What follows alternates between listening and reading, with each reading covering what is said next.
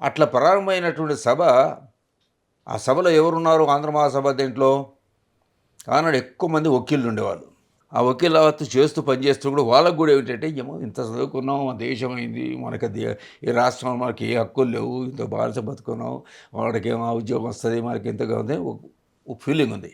అట్లాగే వైశ్యులు వాళ్ళు వృత్తి పని అది చేసిన మన వ్యాపారం ఇది చేసినా కూడా వాళ్ళు కూడా రోజు వాళ్ళ మీద ఇది గట్టు అది గట్టు ఇది గట్టు అని వసూలు చేద్దాం ఇట్లా అందరూ చేస్తున్నారు. కాబట్టి ఇటువంటి బస్తీల్లో ఉండేవాళ్ళు వకీళ్ళు, వ్యాపారస్తులు, మధ్యతరగతి వాళ్ళు వీళ్ళంతా కలిసి ఈ ఆంధ్ర సభలు పెట్టారు. ఆంధ్ర సభలో ఉన్నోళ్ళు ఎక్కడ ఆంధ్ర ఉంటే 100, 200, 300 మందితో ఆంధ్ర మాసం ఉండేది. ఈ ఆంధ్ర మాసం ఇట్లాగే పర్మిషన్లతోటి 1930 నుంచి 1936 వరకు జరిగింది. ఈ మధ్యకాలంలో ప్రారంభం నుంచి లాస్ట్ వరకు అప్పుడు విద్యార్థులు ఉన్నవాళ్ళు కొద్దిగా ఇంతమంది చదువు టీచర్లుగానో దాంట్లోనో దీంట్లోనో పనిచేస్తున్న వాళ్ళు, మధ్యతరగతి వాళ్ళు, హిందువులు, కర్ణాటి వాళ్ళు వీళ్ళంతగా అరే ఇంత అయిపోయింది, కేవలం ఇదే కాదు గ్రామాల్లో చూస్తే ప్రజలందరూ చిత్రహింసలు చేస్తున్నారు, ఇట్టి చాకరి ఉంది, అంటరానితనం ఉంది, వాళ్ళు చింతవరకు కొడుతున్నారు, హింసిస్తున్నారు, మనుషుల కఠినంగా చూస్తున్నారు. కాబట్టి ఈ సాంఘిక సమస్యలను కూడా మనం అట్లాగే రైతుల పన్నులు. కాబట్టి 1936 సంవత్సరం వచ్చే నాటికి కేవలం భాషా ఉద్యమంగానే కాకుండా అది క్రమంగా సాంఘిక ఉద్యమానికి మారడానికి కారణం ఆనాడు విద్యార్థులుగా చదువుతున్నటువంటి వాళ్ళు, ముఖ్యంగా రెడ్డి హాస్టల్లో వాళ్ళ మీద దేశంలో జరుగుతున్న స్వాతంత్రోద్యమం యొక్క స్ఫూర్తి కలిగింది. అలాగే ప్రపంచ సమస్యలు చూస్తున్నారు. కాబట్టి మనం కూడా సాంఘిక సమస్యలు తీసుకోవాలని 1930 నుంచి ప్రారంభిస్తే 36 నాటికి కొంత సక్సెస్ అయ్యారు. వీళ్ళు కొద్ది బలం పుంజుకొని ఆంధ్ర మాసమును భాషా ఉద్యమం కాకుండా ఒక సాంఘిక ఉద్యమంగా చేయాలని సాంఘిక ఉద్యమం మార్చారంటే రైతుల సమస్యలు, తర్వాత అంటరానితనం, ఎట్టి చాకిరి, దుర్మార్గాలు వ్యతిరేకిస్తూ తీర్మానం చేశారు. ఆ తీర్మానం చేసి ఆ కార్యక్రమాలు చేస్తూ గ్రామాల్లో దొరల దగ్గర అక్కడ ఇక్కడ దొరుకుతున్న దాన్ని ఎదిరించడం ప్రారంభించారు. కాబట్టి ఆ రకంగా సాంఘిక ఉద్యమం వచ్చింది. ఈ సాంఘిక ఉద్యమం జరుగుతున్నప్పుడు 36 నుంచి 46 వరకు ఇక అనేక సమస్యలు జరుగుతున్నప్పుడు అక్కడ ఉన్నటువంటి జమీందారు, జాగీర్దారు ఇంతకాలం నాకు ఎదురులేదు, వీడితో సంఘం పెట్టాడు, వీడొచ్చి మా ముళ్ళు పెడుతున్నాడు అని వీళ్ళ మీద తప్పుడు కేసులు పెట్టడం, కొట్టించడం, రౌడీలు కొట్టించడం, ఎదిరించిన వాడిని చిత్రహింసలు పెట్టడం ఇతను కార్యక్రమం చేశారు. ఆ క్రమంలోనే ఎందుకు ఈ మాట చెప్తున్నానంటే ఆంధ్ర మహాసభ దశలు భాషా ఉద్యమం, సాంఘిక ఉద్యమం, తర్వాత రాజకీయ ఉద్యమం, ఇంకా కొన్ని చిన్నవి ఉన్నాయి. ఈ సాంఘిక ఉద్యమం జరుగుతున్నటువంటి భూస్వాములకు వ్యతిరేకంగా న్యాయం కోసం, ధర్మం కోసం జరుగుతున్న కాలంలోనే కొమరం భీం పోరాటం జరిగింది అక్కడ. ఆ కొమరం భీం పోరాటానికి ఆంధ్ర మాస కమ్యూనిస్ట్ పార్టీ సపోర్ట్ చేసాయి. ఆయన చంపేసిన తర్వాత వాళ్ళ మీద చిత్రం పెడుతుంటే వాళ్ళందరూ తీసుకొచ్చి ఊరేగింపులు చేసి వాళ్ళ అండగా నిలబడ్డాయి. ఇక్కడ బందకి పోరాటం చేశాడు న్యాయం కోసం. ఇసుండ్రు రామచంద్రకి కేసు పెడితే కేసు నేను లాగిస్తాను పోయి హైకోర్టు దాకా పోయి అక్కడ పోయి ఇక్కడ పోయి న్యాయం కోసం పోరాటం చేసి గెలిచాడు అతను. కాబట్టి నువ్వు న్యాయం పోరాటం చేస్తారని నన్నే ఎదిరిస్తావని అతను కాల్చి చంపారు బందగిని ముస్లిం. ఆ క్రమంలోనే సాగలైనమ్మ తన ఊళ్ళు చిన్న చిన్న వ్యవసాయం చేసుకుంది, 2 కొడుకులు, కూతురు, భర్త ఇదంతా చేస్తుంటప్పుడు వీళ్ళు కౌలు చేసుకున్న భూమిని పంట రాగానే అరే నువ్వు ఎవట కౌలు తీసుకోవడానికి, నేనుండగా నువ్వు కౌలు తీసుకొని వ్యవసాయం చేసేవాడుగా కాచేద్దని పంట పూర్తి వచ్చేనాటికి ఆ పంటను కోసుకోవడం వస్తుంటే అప్పుడు ఆంధ్ర మహాసభ నాయకులు రెడ్డి నరసింహారెడ్డి, మిగతా నాయకులు వెంకట నరసింహారెడ్డి, కట్కూరు రామచంద్ర అంతా పోయి ఎవడొస్తారని కర్రలు పట్టుకొని ఆ బస్తాల భూమి ఎక్కించి బండి మీద ఎక్కించుకొచ్చి మన సాకలైన ఇంట్లో పెట్టారు. ఆ సాకలైన ఏంటంటే బెదిరించిన ధైర్యంగా నిలబడ్డది. ఆమెకు రక్షణగా ఆంధ్రమాస నిలబడ్డది. సాకల ఆ ధైర్యానికి మెచ్చుకునే వీరనారి అని ఆంధ్రమాస అన్నది. ఆమె కని సాయుధ పోరాటం పాల్గొనలే.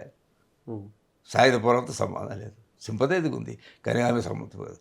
ఆ పోరాట కాలంలోనే ఇసురాంతికంగా ఆంధ్రమాస ఊరేగింపు చేస్తుంటే ఊరేగింపులో వాళ్ళన్న ఉంటే ఆంధ్రమాస సభ్యుడు మళ్ళీ ఈడు కూడా మన దొడ్డి కుమరయ్య కూడా నేను ఊరికి పోతాం దెబ్బతో పోయి ఉత్సాహంతో ముందు నిలబోతుంటే ఆ తుపాకి తోట దొరలు కాల్చిన దానికి ఈయన చచ్చిపోయాడు. కాబట్టి ఆ ఉద్యమం జరిపిన మొదటివాడు కాబట్టి దొడ్డి కుమరయ్య మొదటివాడు అన్నాం, కానీ సాయుధ పోరాటం చావలే ఆయన. వాస్తవ సాయుధ చరిత్ర. పోరాటం 46 తర్వాత నుంచి ఆ, మొదలైంది. వాస్తవ. ఇవన్నీ 46 ముందు ఆ, విషయాలా? ఇది 46 జూను 4 హ్మ్. జూలై. అందువల్ల ఏంటంటే ఈ చరిత్రను వక్రీకరిస్తున్నారు. ఆమె వీరనారి నిజమే, ఎంత ధైర్యంగా నిలబడటం కూడా ఒక ఎదిరించి నిలబడింది. ధైర్యం. దొడ్డి కొమ్మడే ధైర్యంగా పోయి ప్రాణం అర్పించి మొట్టమొదటి వాడు సంతోషం. ఇవన్నీ నేనే ఎక్కువగా వెలుగులోకి తీసుకొచ్చాను.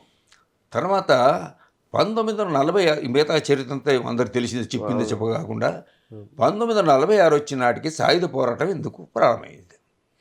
46 వచ్చే నాటికి ఈ సాంఘిక ఉద్యమం అంతకుముందు ఆంధ్ర మహాసభ పట్టణాల గురించి చెప్పిన వాళ్ళ చేతుల్లో ఉండేది. ఇది లాభలేదని చిరుకూరులో ఆంధ్ర మహాసభకు అధ్యక్షుడు రావినాడే ఎన్నికైన తర్వాత మొట్టమొదటిసారిగా హైదరాబాద్ రాష్ట్రంలో రాజకీయాల గురించి మాట్లాడిన వ్యక్తి, నిజాం నవాబు పాలనలో ఉన్నటువంటి పరిస్థితిని గురించి మాట్లాడిన వ్యక్తి, దొరల జమీందారుల గురించి మాట్లాడిన వ్యక్తి, నిజాం రాజ్యం యొక్క దృష్టిని చెప్పిన వ్యక్తి రావినాడి. కాబట్టి ఆయన ఏమన్నాడు, మన పోరాటం కేవలం పట్టణాలకు ఆంధ్రమహాసభ కాదు, ఇది గ్రామాలకు విస్తరించాలి, రూపాయి కాదు దీని రుసుము పావలా చేయాలి, అదేవిధంగా గ్రామాల ఆంధ్రమహాసభ సభ పెట్టాలని ఆ 1942 తర్వాత మొత్తం గ్రామాల్లో గ్రామ శాఖలు ఏర్పడ్డాయి. ప్రతి గ్రామంలో దొరలకు వ్యతిరేకంగా, జమీందారులకు వ్యతిరేకంగా గ్రామ సంఘాలు పెట్టుకొని వాళ్ళు పోరాటం ప్రారంభించారు. అట్లా ఆంధ్రమహాసభ సంఘ ఉద్యమైంది. 46 వచ్చే నాడు ఉద్యమం కొనసాగుతున్నప్పుడే నిజం అని అనుకున్నాడు, ఇది వీళ్ళంతా చేస్తున్నారు, ఆయన డైరెక్ట్ ఆయన మీద లేదు కదా, భూస్వాములు అయితే ఉన్నది. అప్పుడప్పుడు వాళ్ళు చేస్తారు కాబట్టి పోలీసులు సహకరించారు, దొరలు సహకరించారు, అందరు చేశారు. కానీ 1946 వచ్చే నాటికి ప్రపంచ యుద్ధం ముగిసింది, యూరప్ దేశం అంతా ఎరిపెక్కింది, రష్యాలో అంతకుముందు విప్లవం వచ్చింది. రెండవ ప్రపంచ యుద్ధంలో రష్యానే కాకుండా ఒక 12 దేశాల్లో సోషలిస్ట్ రాజ్యాలు, ఎర్రజెండా రాజ్యాలు వచ్చినాయి. మరి 3 రాజ్యాలు, పెద్ద రాజ్యాలు, ఫ్రాన్స్లో కమ్యూనిస్టు పార్టీ 4 సభ్యులు మంత్రులుగా ఉన్నారు, డిఫెన్స్ మినిస్టర్ లాంటి పదవుల్లో. ఇటలీలో ఉన్నారు, కమ్యూనిస్టులు ఉన్నారు, నెదర్లాండ్లో ఉన్నారు. ఇటువంటి 4-5 దేశాలు సంకీర్ణ ప్రభుత్వం ఉన్నారు. కాబట్టి ఎక్కడ చూసినా యూరోప్ అది ఎర్రగా అయిపోయింది. సామ్రాజ్యవాదం ఇంగ్లాండ్ అంతా ఉనికిపోతుంది. కాబట్టి అటు పరిస్థితుల్లో మన దేశంలో స్వాతంత్ర ఉద్యమం కూడా కొద్ది బలపడింది, ఉద్యమైంది. దాంట్లో కమ్యూనిస్టులు, సోషల్లో వీళ్ళంతా ముందుకున్నారు. కాబట్టి అప్పుడు ఇంగ్లీష్ వైపు అర్థమైంది.